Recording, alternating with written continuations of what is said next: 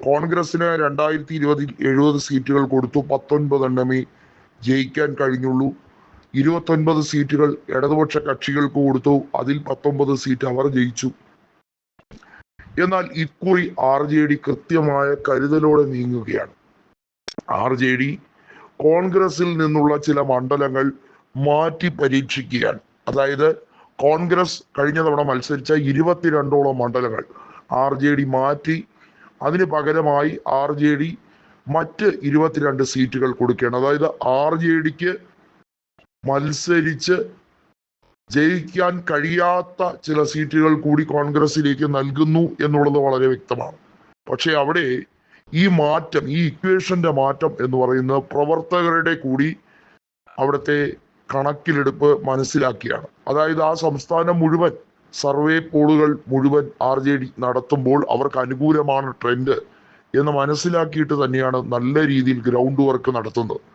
RJDയെ സംബന്ധിച്ചിടത്തോളം ജയിക്കാൻ ഉതകുന്ന രീതിയിലാണ് നിയമസഭാ തെരഞ്ഞെടുപ്പിലെ സാഹചര്യങ്ങൾ എന്ന് കണക്കിലിരിക്കുകയാണ്.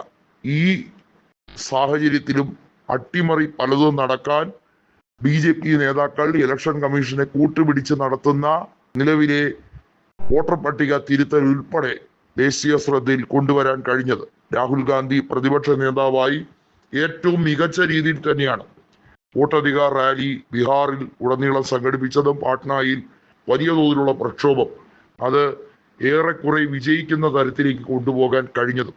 നിലവിൽ രാഹുൽ ഗാന്ധി മറ്റൊരു കാര്യം കൂടി പറഞ്ഞു. തേജസ്വി തന്നെയായിരിക്കും ബീഹാറിന്റെ മുഖ്യമന്ത്രി ആവുക. ഐക്യ ജനതാദൾ ഒരു മരുന്നിന് പോലും ബാക്കിയില്ലാതെ പിളർന്ന് അത് നാമാവശേഷമാകും. കാരണം നിതീഷിനെ സംബന്ധിച്ചിടത്തോളം ഇനി ഒരു ഓപ്ഷൻ ഇല്ല. RJDയുടെ ഒപ്പം ചേരുക എന്ന് പറയുന്നത് നടപ്പുള്ള കാര്യമല്ല. കാരണം ഐക്യ ജനതാദൾ MPമാരിൽ ലലൻ സിംഗ് ഉൾപ്പെടെയുള്ളവർ ഒരു കാരണവശാലും RJDയുടെ കൂടെ ചേരില്ല എന്ന് ഉറപ്പിച്ചിരിക്കുകയാണ്. 12 MPമാരുള്ള ഐക്യ ജനതാദളിൽ 4 MPമാർ വേണ്ടി വന്നാൽ തങ്ങൾ BJPയോടൊപ്പം പോകും എന്ന് പറഞ്ഞു ഉറച്ച സ്വരത്തിൽ നിൽക്കുന്നു. 8 MPമാരാണെങ്കിൽ അവർ ഐക്യ ജനതാദളിന് താല്പര്യമില്ലെങ്കിൽ വേണ്ട, RJD കോൺഗ്രസ് സഖ്യത്തിന്റെ ഭാഗമായി അവർ പോകും എന്ന് അവരും ഭീഷണിയുടെ സ്വരം ഉയർത്തുന്നു. ചുരുക്കി പറഞ്ഞാൽ ചെകുത്താന്റെയും കടലിന്റെയും നടുക്ക് എന്ന രീതിയിലാണ് ഇപ്പോൾ നിതീഷ് കുമാറിന്റെ ഓരോ ദിവസത്തെ മുഖ്യമന്ത്രി പദവിയിലുള്ള ജീവിതവും.